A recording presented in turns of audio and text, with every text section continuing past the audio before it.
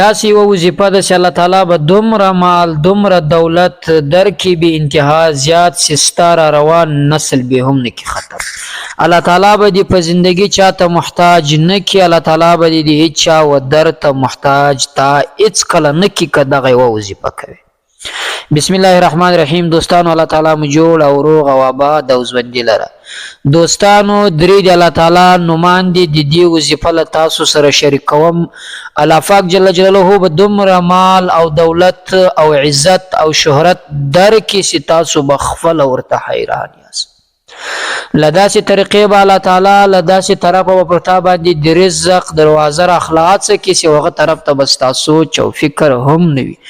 ځکه چې و یو انسان ته رزق ورکول دا د الله تعالی جل جلاله دغه فیصله الله تعالی کن فیکون کې کوي. د رزق وعده له مسلمان سره الله تعالی کړې ده. بغیر له رزق یو انسان هم الله تعالی دغسې نه فریږي.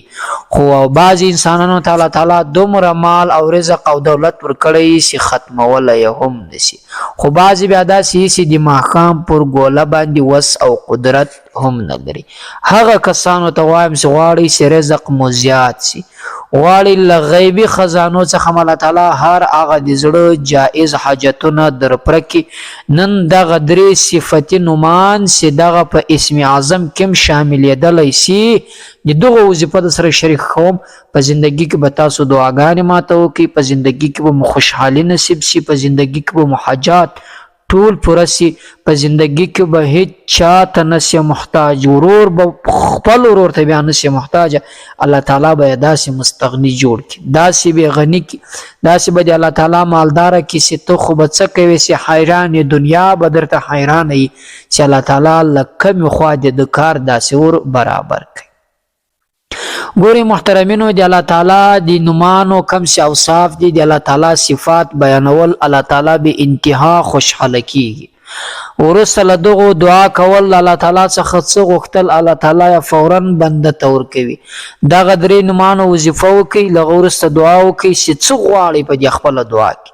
هغه والله اعلم تا او خدای سره خبر یاست چې په زړه کې دې څه وي. رزق غواړئ، رشته غواړئ، مال دولت او شفا له ناجوړیانو سره سهار څه غواړئ الله تعالی څخه هغه الله تعالی درکوي.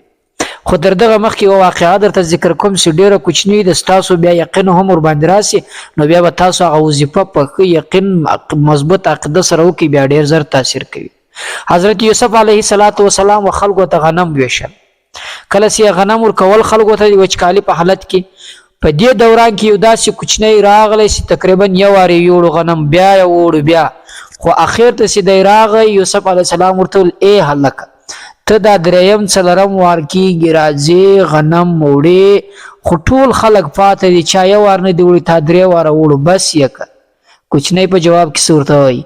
وایي ای یوسف علیه السلام، ای باچا د هغه د زمانې باچا و، که چیرې ته د ما په حقیقت باندې خبر سې او ما وپېژنې چې زه څوک یم، ستا د باچي هغه محبوب شیان به ټول ما ته راکړي. دغه غنم خو به څه کوې چې ټول راکړي، ستا په باچي کې چې هغه تا ته محبوب وي هغه به ته ما ته راکړي. یوسف علیه السلام غږ ورباندې وکړي، ول څوک یې ته ځان را وپېژنه. ول زه هغه کس یم چې په لیندۍ کې پروت ستا صفایي مې بیان کړه. کله چې زلیخا پر یوسف علیه السلام عاشقه سوه چې بیا کومه کیسه غټه د ډېره خو هغه نه درته کوم چې له دروازو څخه دی راوتی، دروازې هغې ټولې کلب کړی وې ورته، خو د الله په امر باندې چې هغې څه مطالبه جن وکړي د خپلو خواهشاتو. یوسف علیه السلام خو د الله نبي و، هغې انکار وکړي. کله چې دی پر دروازو راتلی خو دروازې کول کړلې، خو د الله تعالی بیا بل شان د ما تاسو ته وویل مال ګورئ الله تعالی باندې یقین عقیده مضبوطه کړئ، له هغه خوا به یې درکړي چې هغه خوا ته به ستا سوچ او فکر نه وي، هغه کار به درته اسانه شي، ستا سوچ او فکر به هغه طرف ته نه وي. دغه دروازې چې ده ته کلب کړی وي چې دی بیا ونوځېږي، د زلیخا خو طبیعت سم و چې یوسف علیه السلام به چیرې راڅخه ځي، دروازې ما کلب کړي دي تقریبا 7 یا 8 دروازې وې، خو چې دی کله را رسېږي هغه کلپان خپله غورځې ماتېږي، خپله غورځې ماتېږي قرار جن راووتی. خو په آخري ځای کې دې ته لمن ونیوی، لمن یې د شا لمن یې چیرې سوله. کله چې یا باچا ته دا حالت یوړی زلیخا چې د هغې وخت د دې سړی و، نو پر یوسف علیه السلام یې دا تور ولګوي. یوسف علیه السلام ورته وویل چې زه خو نور د ځان صفایي نسم کولی ځکه چې بل څوک نو دا د ما د نه مني، زه درته وایم چې دې له ما څخه دا مطالبه وکړه ته وایه تاجن کړې ده او کوچنی په لیندۍ کې پروت له هغه پوښتنه وکړي هغه دا څنګه غږیږي ورته پوښتنه چې وکړي څنګه نه غږیږي، خو د الله حکم وګورئ، د الله چې څه حکم څه فیصله وي هغه کار کېږي. هغه ورته وویل تاسو یې وګورئ که چیرې لمن د یوسف علیه السلام د شا له خوا چیرې وه بیا زلیخا په ملامته ده، که د مخ له خوا چیرې وه بیا یوسف علیه السلام د خو لمن د شا له خوا چیرې وه ځکه چې دې تر وینې وی هغه چیرې سوه. نو ځکه چې یوسف علیه السلام صفاوالی ده په هغه لیندۍ کې بیان کوي.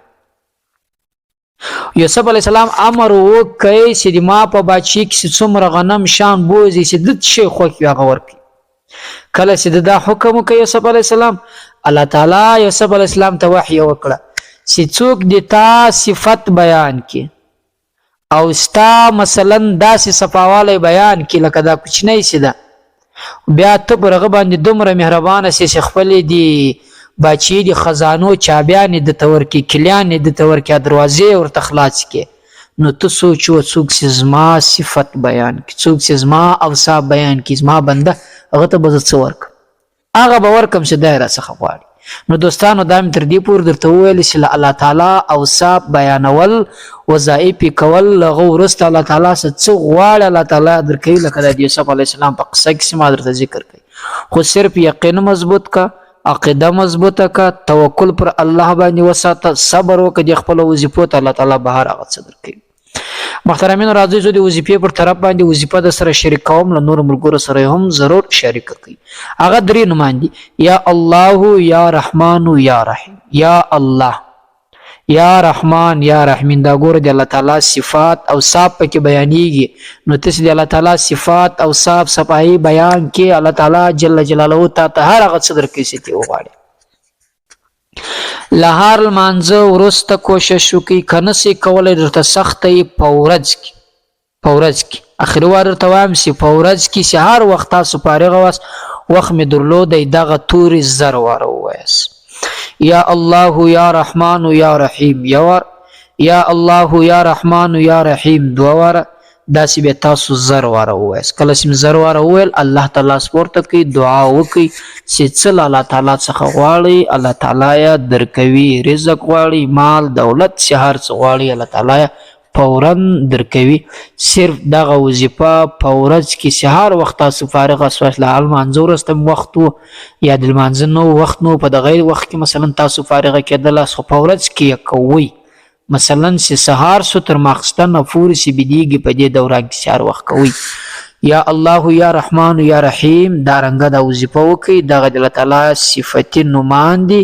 درې سره چې دې وویل یو وار بسې بیا درې سره ووایه، یو دوه وار بسې دا رنګه پسې زر واره یې ووایه. لغه وروسته دعا وکړه الله تعالی به درته هر څه اسانه کړي، بې انتها رزق به درکړي. هغه دعا خو نو چې د هر څه په باب باندې کوي هغه دعا وکړه ځکه چې ستاسو په زړه خو یو الله خبر موږ نه یو خبر.